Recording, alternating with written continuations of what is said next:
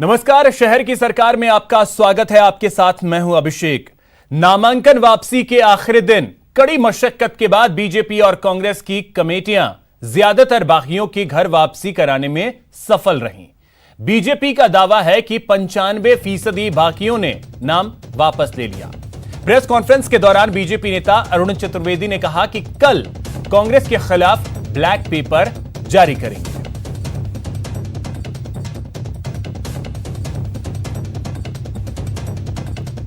मैं ward number 42 Kota दक्षिण नगर निगम चुनाव में मैंने आवेदन किया था निर्दलीय प्रत्याशी के रूप में, लेकिन स्थिति परिस्थिति और वार्ड का सर्वांगीण विकास सारी चीज़ों को मद्देनजर रखते हुए मैंने पार्टी हित में अपना नाम वापस ले लिया है। माननीय शहर अध्यक्ष हमारे त्यागी जी ने मेरे से रिक्वेस्ट करी कि पार्टी को मजबूत करें। आपको आगामी दिनों में कुछ ना कुछ हम कहीं ना कहीं इस तरह से करेंगे कि आपको ये जो नुकसान हुआ है उसकी भरपाई की जाएगी। तो आज अध्यक्ष साहब के साथ पहुंच के मैंने यहाँ नामांकन लिया है और जो कांग्रेस के प्रत्याशी है वार्ड 49 से हम उनका सहयोग करेंगे और दोनों ही नगर निगम में हम बोर्ड बनाने के लिए पूरी मेहनत पूरे शहर में करेंगे। नॉमिनेशन के फॉर्म व्यक्तिगत कैंडिडेट द्वारा पेश किए जा रहे हैं विड्रॉल के लिए, उनका चेक करके वापस विड्रॉल के लिए रिसिप्ट दें। कल अलॉटमेंट है, सिंबल अलॉटमेंट रहेगा इनका। तो पार्टी वाले तो डिसाइडेड है, निर्दलीय जो भी कैंडिडेट्स हैं उनको सिंबल अलॉट करेंगे। आज 2 साल का शासन हुआ है। 2 साल में सफाई व्यवस्था चौपट है, नालों की सफाई नहीं होती। आज बिजली के लट्टू गायब होते हैं तो बदलने की व्यवस्था नहीं है। निगम पूरी तरह से एक तरह से भ्रष्टाचार का अड्डा बन चुका है, किसी प्रकार का नियंत्रण नहीं है। 2 निगम बना दिए, लेकिन आज स्थिति है कि पार्षदों के बैठने तक की व्यवस्था हेरिटेज निगम में नहीं है। तो इस सब में से भारतीय जनता पार्टी ने कल इस विषय को लेकर के जल्दी हम उसके ऊपर एक ब्लैक पेपर भी जारी करेंगे। आने वाले समय में हम अगर आते हैं तो उसका दृष्टि पत्र भी जारी करेंगे। वहीं कोटा में नाराज कार्यकर्ताओं को वापस लाने की जिम्मेदारी यूडीएच मंत्री शांति धारीवाल पर थी। वहीं बीजेपी की ओर से सांसद सीपी जोशी और विधायक किरण माहेश्वरी बागियों का नामांकन वापस करवाने में जुटे हुए थे। कि कोई वरिष्ठता में कोई व्यक्ति बड़ा है और उनको मौका नहीं मिला, तो ऐसे कई लोगों ने नामांकन दर्ज करा दिए थे, लेकिन चूंकि उनके मन में, दिल और दिमाग में भारतीय जनता पार्टी है, तो ऐसे कई कार्यकर्ताओं ने बातचीत करने के बाद उन्होंने पार्टी के पक्ष में अपना नामांकन वापस लिया। बहुत सारे लोगों से विड्रॉ करवाया है और कुछ हैं अभी भी जो लगे हुए हैं कि नहीं हम लोग विड्रॉ नहीं करेंगे। तो ऐसी स्थिति के अंदर पार्टी एक्शन लेगी, उनके खिलाफ जो भी कार्रवाई करनी होगी पार्टी से निकालना है वो करेंगे, क्योंकि हमारी तरफ से हमने पूरा प्रयास किया। जितने भी ऐसे कैंडिडेट्स थे जो कैंडिडेट्स को हम लोग कह सकते थे, उन लोगों को कहने का प्रयास किया। कोटा में कांग्रेस जिलाध्यक्ष रविंद्र त्यागी ने दावा किया है कि पार्टी में लगभग सभी बागियों को मना लिया गया है। कांग्रेस एकजुटता के साथ विकास के मुद्दे पर चुनाव मैदान में जा रही है।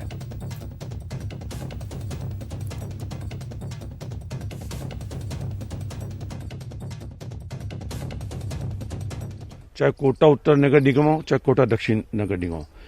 पहली बात तो है कि हमारे यहाँ कुछ लोगों ने ही आवेदन किए थे पार्टी के खिलाफ, और उसमें करीब करीब सारे व्यक्ति मान चुके हैं, चाहे कोटा उत्तर हो चाहे दक्षिण नगर निगम हो। उन्होंने अपने आवेदन। जयपुर में होने जा रहे नगर निगम चुनाव में इस बार कांग्रेस ने बीजेपी के 4 बागियों पर भरोसा जताया है। कांग्रेस ने बीजेपी के उन 4 पार्षदों को टिकट दिया है। बीजेपी ने हमारे साथ दुर्व्यवहार किया। हमने जी जान से और सच्चे दिल से मेहनत की। वोटिंग दूसरों ने की, क्रॉस वोटिंग, और जो भी करना था जो दूसरे पार्षदों ने किया इल्ज़ाम हम पे लगा।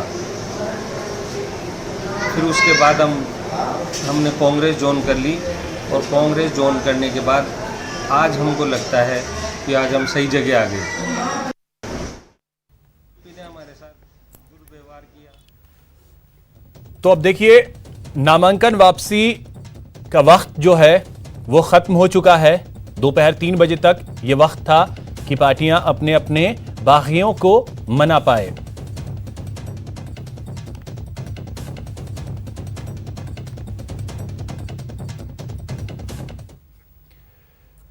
खबर कोटा से है और आपको बताएं हाले नगर निगम में आज बात जोधपुर की करेंगे और लोगों ने किसी भी उम्मीदवार को वोट न देने का फैसला किया है।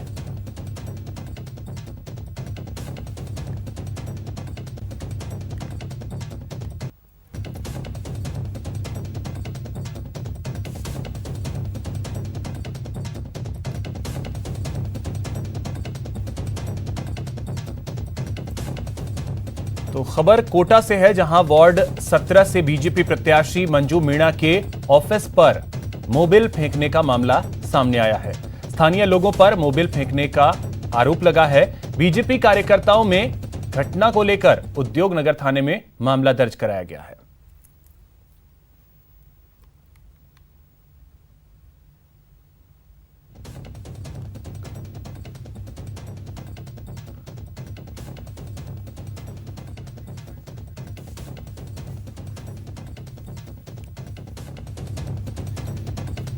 तो चलिए अब हमारे सहयोगी लवली वाधवा जो कि जयपुर से इस वक्त सीधे जोड़ रहे हैं, उनसे जानते हैं कि आखिर जयपुर के दोनों नगर निगम में कांग्रेस और बीजेपी कितने बागियों को मना पाई है। लवली, आपसे जानना चाहेंगे, वक्त जो है वो खत्म हो चुका है, कितने बागियों को मना पाई है बीजेपी और कांग्रेस? क्योंकि बीजेपी ने तो दावा किया है कि करीब 95% को मना लिया गया है, हकीकत क्या है?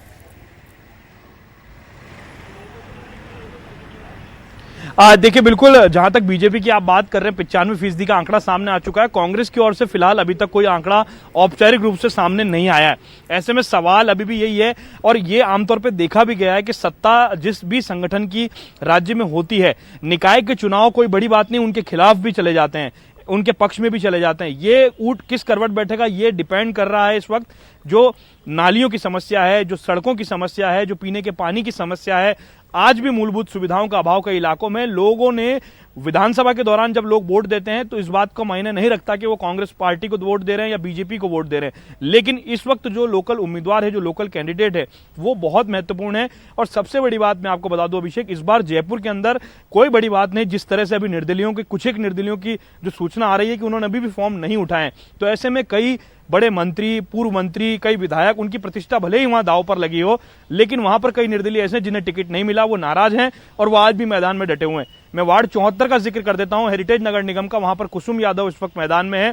वार्ड नंबर 74 से 2 प्रत्याशी घोषित कर दिए गए भारतीय जनता पार्टी की ओर से।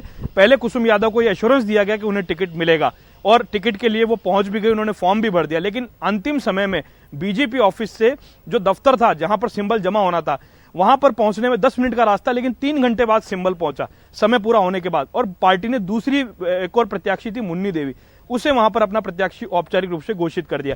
तो ऐसे में अंतरकलह एक संगठन में नहीं, दोनों ही संगठन में है। कुसुम यादव जैसे कई प्रत्याशी हैं जो मैदान में इस वक्त भी डटे हुए हैं। आज सुबह सतीश पूनिया खुद मैदान में उतरे जयपुर में। वो वार्ड नंबर 60 में पहुंचे, जहां से जिसे हाई प्रोफाइल वार्ड कहा जा रहा है, जिस वार्ड के अंदर शील दाभाई चुनाव लड़ रही हैं, जो साल 2004 में राजधानी जयपुर की मेयर रह चुकी हैं। उनका यह कहना है कि इस वार्ड से वो जनता से वोट मांग रही है मेयरशिप के नाम पर, कि अगर आप मुझे जिताएंगे तो आप एक पार्षद को नहीं जिताएंगे, आप मेयर को जिताएंगे।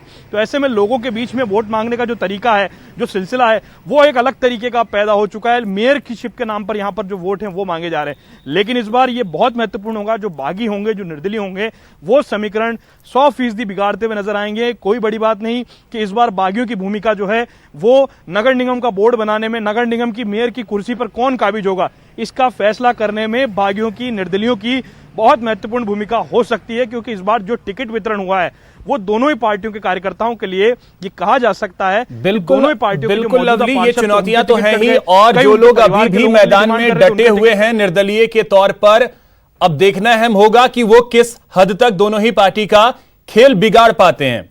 शाकिर अली भी हमारे साथ जुड़ गए हैं कोटा से, उनसे समझने की कोशिश करते हैं कोटा का हाल। शाकिर, आपसे कोटा की स्थिति समझना चाहेंगे कि वहां की स्थिति क्या रही, कितने बागियों को मनाने में पार्टियां कामयाब हो पाई?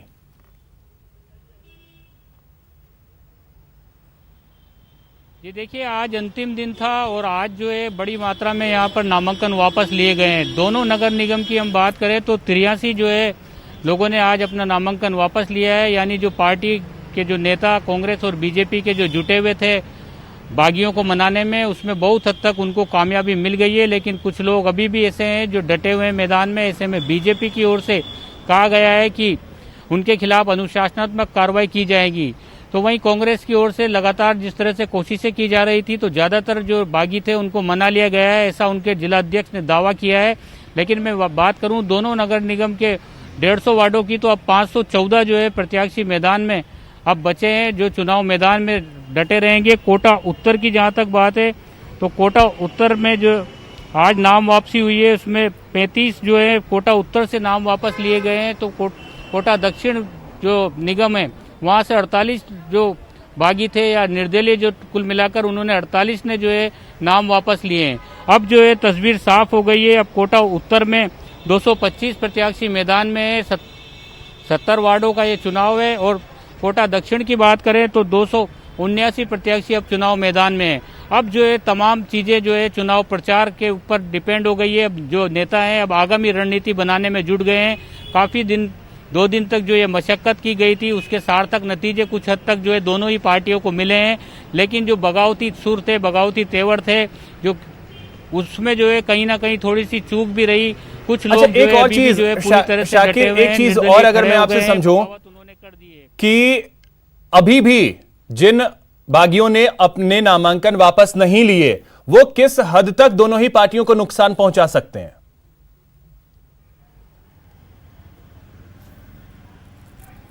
जी देखिए, जाहिर तौर पर क्योंकि छोटा सा चुनाव है और वार्ड भी छोटे हो गए हैं, परिसीमन होने के बाद वार्डों की संख्या बढ़ गई है। क्योंकि कोटा में पहले सिर्फ 65 वार्ड थे और 1 निगम था, अब 150 वार्ड हो गए हैं और 2 निगम हो गए हैं। तो छोटे छोटे वार्ड है और ऐसे में बागियों की भूमिका महत्वपूर्ण इसलिए भी हो जाती है क्योंकि स्थानीय स्तर पर उनकी जो पेट है उसी के लिहाज से उन्होंने जो है आवेदन किया था और उनको उम्मीद भी थी कि पार्टी उनको प्रत्याशी बनाएगी। लेकिन जब उनको नहीं बनाया गया, तो जब आसपास उनके क्षेत्र के लोगों ने जब उनको खड़े रहने के दम भरा, तो उसके बाद ही ये नतीजे आ रहे हैं कि कुछ लोग जो है वो नहीं खड़े हुए हैं। उन्हें भरोसा है कि वो इन दोनों ही पार्टियों के प्रत्याशियों को शिकस्त देकर जीत दर्ज कर लेंगे।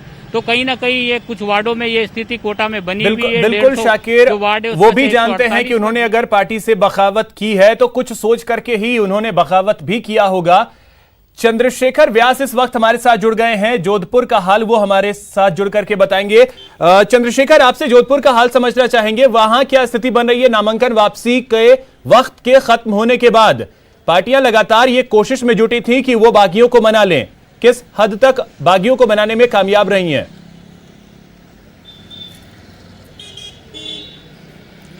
देखिए, अगर बात करें तो जोधपुर शहर के 2 जो नगर निगम हैं, उत्तर और दक्षिण, दोनों तरफ से जो है बड़ी संख्या में नामांकन दाखिल किए गए थे। जिसके बाद कल दिन भर जो है मान मनोबल का जो दौर जारी था, जो आज अल सुबह या यूँ कहें कि नामांकन वापसी के आखिरी समय तक ये मान मनोबल चलता रहा। कई प्रत्याशियों को हाथ पकड़कर जो है पार्टी के लोग यहाँ पर नामांकन जो है वापस लेने के लिए, अपना नाम वापस लेने के लिए लेकर आए हैं। और जो जिस तरह से अलग अलग वार्ड्स के समीकरण के हिसाब से जो है जहाँ एक और पार्टियों के कोई जो बागी है उनको बिठाने का प्रयास किया जा रहा है, वहीं जो विपक्ष पार्टी है उनके बागी है उनको मैदान में डटे रहने के लिए भी जो है कहीं ना कहीं प्रलोभन दिया जा रहा है। ऐसे कई जो है निर्दलीय प्रत्याशी है जिनको अलग अलग पार्टियों ने शह देकर जो है चुनाव में खड़ा किया ताकि वो चुनावी समीकरण को बिगाड़ कर उनके पक्ष में माहौल बना सके। आज बड़ी संख्या में लोगों ने अपने नाम वापस लिए और कहीं ना कहीं जो है तस्वीर अभी थोड़ी देर में साफ हो जाएगी कि कितने लोगों ने नामांकन में अपना नाम वापस लिया है। अभी जो है थोड़ी देर में एडीएम जो नेहरा साहब है वो इसको घोषित करने वाले, इसी का इंतजार हमें भी है। लेकिन जोधपुर शहर में जो बड़ी संख्या में आज जो है बागी प्रत्याशियों ने अपना नामांकन वापस लिया और इसके अलावा जो निर्दलीय थे उनको भी जो है मान मनोबल कर बिठाया गया है। जी बिल्कुल। अब एक चीज के लिए लवली मैं आपसे समझना चाहूंगा कि जयपुर की स्थिति अगर मैं आपसे समझूं, देखिए पहले जो वार्ड थे वो काफी छोटे छोटे नहीं थे जितना इस बार हो गया है। पहले जयपुर में मात्र 91 वार्ड थे, अभी जो है वार्ड की संख्या लगभग 1.5 गुना हो चुका है जो पहले था। तो अब ऐसे में ये बागी जो हैं वो कितना इंपैक्ट डाल सकते हैं और अभी जो मैदान में डटे हुए हैं वो दोनों पार्टियों को कितना नुकसान पहुंचा सकते हैं?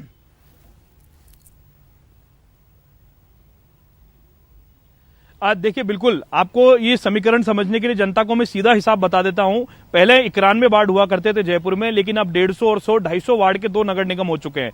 150 वार्ड का एक नगर निगम है, 100 वार्ड का एक नगर निगम है। लेकिन सबसे बड़ी और महत्वपूर्ण बात यह है कि यहां पर बहुमत के लिए एक एक वोट बड़ा कीमती है।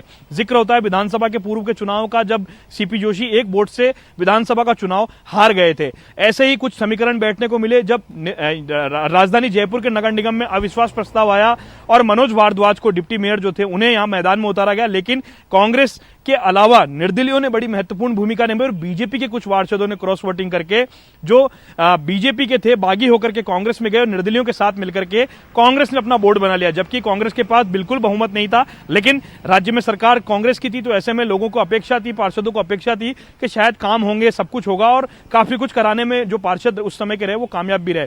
अब आपको महत्वपूर्ण बात यह बता दें कि बागियों के जो समीकरण है, करीब करीब आप ये मान के चलिए कि जो 150 वार्ड हैं, 150 में से 120 से 125 वार्ड ऐसे होंगे जहां पर बागी इस वक्त भी मौजूद है, जिनके बारे में जो फॉर्म उठाने की सूचना है वो जब शाम को निर्वाचन विभाग स्पष्ट रूप से जानकारी देगा तब वो जानकारी स्पष्ट हो पाएगी। लेकिन फिलहाल करीब करीब आप ये मान के चलिए कि 150 में से 125 वार्ड के अंदर एक नगर निगम के अंदर प्रभाव उनका रहेगा। साथ साथ में जो दूसरा नगर निगम है जिसमें 100 वार्ड है, उसके अंदर भी एक एक वार्ड में 3 से 4 निर्दलीय जो हैं, जो बागी हैं, जिनमें बागी जिनको कहा जा रहा है जो पार्टी से ताल्लुक रखते हैं। देखिए बागी का नुकसान क्या होता है, बागी का सबसे बड़ा नुकसान ये वो अपनी पार्टी का नुकसान तो करता ही है, लेकिन वो दूसरे की पार्टी का भी नुकसान करता है। अगर वो किसी पार्टी से टिकट लाता है तो पार्टी के वोट के अलावा वो पर्सनल वोट्स लेने में उतना कामयाब नहीं हो पाता जितना वो निर्दलीय वोट लेने में कामयाब हो पाता है। ऐसे में निर्दलीय पर जो दाव खेलती है पार्टियां, कई विधायक ऐसे हैं, मैं आपको बता दूं, जिस तरह की राजनीतिक चर्चा है जयपुर शहर में, कई बीजेपी के, कई कांग्रेस के विधायक ऐसे हैं जिनके मन मुताबिक अगर उनके लोगों को टिकट नहीं दिए गए, उनके कार्यकर्ताओं को, ऐसी चर्चा है राजनीतिक, उन्होंने अपने कार्यकर्ताओं को निर्दलीय मैदान में उतारा हुआ है। यानी ये राजनीति का जो खेल है, ये चीजें भी हैं और ये भी कई हद तक खेल बिगाड़ सकते हैं। अब शाकिर, एक चीज अगर मैं आपसे और समझूं कि देखिए लगातार बीजेपी की तरफ से यह कहा जा रहा है कि हम अनुशासनात्मक कार्रवाई करेंगे। अब कार्रवाई आप क्या करेंगे ये तो वक्त बताएगा, क्योंकि जो अभी मैदान में डटा हुआ है उसने भी कुछ सोचा होगा। कल के डेट में अगर आप बहुमत से दूर रहते हैं तो फिर आपको जरूरत भी तो इन्हीं की पड़ेगी।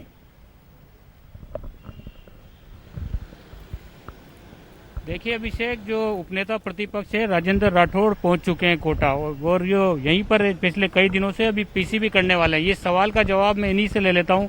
सर, कुछ हद तक कई लोग जो है माने नहीं है कि अनुशासनात्मक कार्रवाई होगी उनके खिलाफ। निश्चित तौर पर यह निर्णय हुआ है, जो पार्टी के पदाधिकारी है या पार्टी के किसी दायित्ववान पद पर है, उन्होंने अगर निर्दलीय उम्मीदवार भरा है, कल सुबह 11 बजे तक या तो वो अपने को घोषित कर दें कि हम अपना उम्मीदवारी वापस लेते हैं, किसी कारण से वो तकनीकी कारण से अगर उम्मीदवारी वापस नहीं ले पाए तो, वरना उनके खिलाफ अनुशासनिक कार्रवाई करने के लिए हम प्रदेश को लिखेंगे और कार्रवाई करेंगे। तो कार्रवाई की जाएगी। उत्तर की बात करें तो उत्तर में किस तरह का बैठ रहा है? आप बता रहे थे ज्यादातर लोग मान गए। ज़्यादातर लोग मान गए हैं और जो नहीं माने हैं उनको भी एक चांस दिया जा रहा है कि वो लोग अपना विड्रॉ कर ले। हो सकता है रिटायर कर सकते हैं तो रिटायर कर लें अब, क्योंकि बहुत सारे लोग कह रहे हैं कि हम गए और पहुंचे समय पर नहीं पहुंच पाए, तो रिटायर कर ले। और रिटायर नहीं करेंगे तो फिर पार्टी अनुशासनात्मक कार्रवाई करेगी। तो अभिषेक, पार्टी अनुशासनात्मक कार्रवाई शाकिर, अब देखना अहम होगा कि किस हद तक अनुशासनात्मक कार्रवाई की जाती है। एक मौका पार्टी और देने के लिए तैयार है। बहुत शुक्रिया आप तीनों का इन तमाम जानकारियों के लिए। यहां रुकेंगे एक छोटे से ब्रेक के लिए। ब्रेक के बाद देखिए हाले नगर निगम।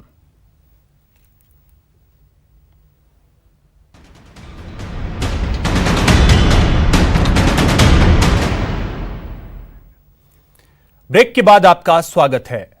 हाले नगर निगम में आज बात जोधपुर की, जहां लोगों ने किसी भी उम्मीदवार को वोट न देने का फैसला किया है। जोधपुर में नगर निगम उत्तर के वार्ड 53 और 54 के लोगों ने गलियों के बाहर पोस्टर लगाकर नोटा को वोट देने का फैसला किया है। लोगों का कहना है कि 25 सालों से नेता आते हैं और ठग कर चले जाते हैं, लेकिन किसी ने भी यहां विकास की ओर ध्यान नहीं दिया। इलाके में नेता ने नहीं माना हमारा सुझाव, रद्द करते हैं हम, ऐसे स्लोगन के पोस्टर देखे जा सकते हैं। इलाके में हर जगह गंदगी का अंबार लगा है। सीवरेज की समस्या से भी लोग परेशान हैं। इलाके में कचरा और गलियों में गड्ढे बने हुए हैं और आपको बता दें कि ये यहां का जैसे भाग्य सा बन गया हो। वार्ड के लोगों से बात की हमारे संवाददाता ललित सिंह ने। शहर की सरकार में दोनों पार्टियां प्रचार में जुटी हैं। हर पार्टी अपना वादा कर रही है ताकि निगम चुनाव में जीत मिल सके और उनका बोर्ड बन सके।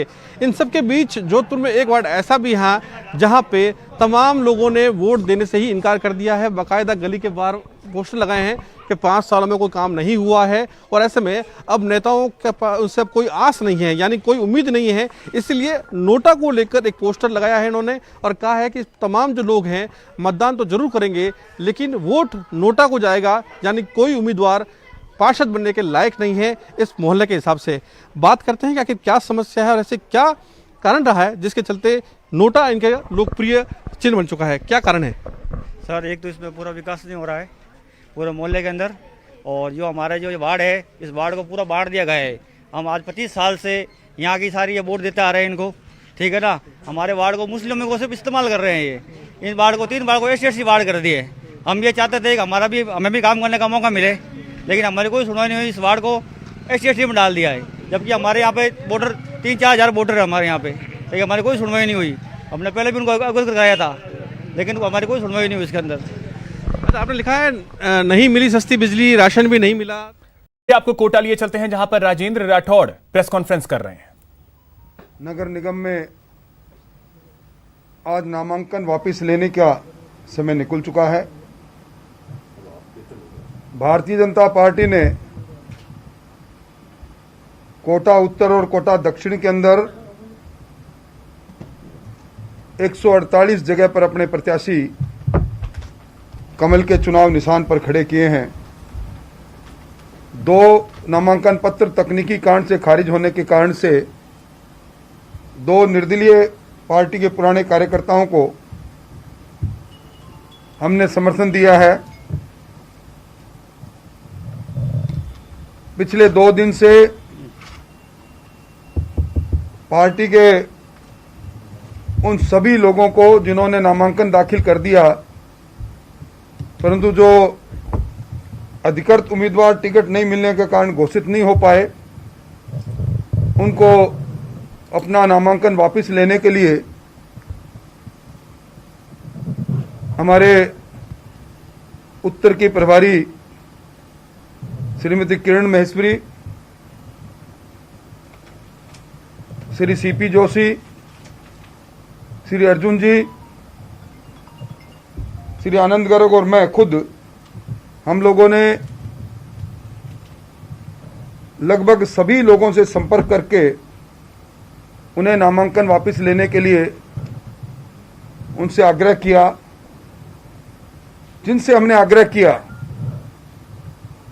उनमें बड़ी संख्या के अंदर नामांकन भारतीय जनता पार्टी कार्यकर्ताओं ने वापस लिए हैं, परंतु कुछ कार्यकर्ता अभी भी चुनावी दंगल में डटे हुए हैं। पार्टी ने निर्णय लिया है कि ऐसे सभी लोग जो भारतीय जनता पार्टी के किसी पद पर हैं या रहे हैं, वो अगर कल 11 बजे तक जिन्होंने नामांकन वापस ले लिया उनको तो धन्यवाद, जिन्होंने नहीं लिया वो कल 11 बजे तक अपने रिटायर होने की। फिलहाल इतना ही, नमस्कार।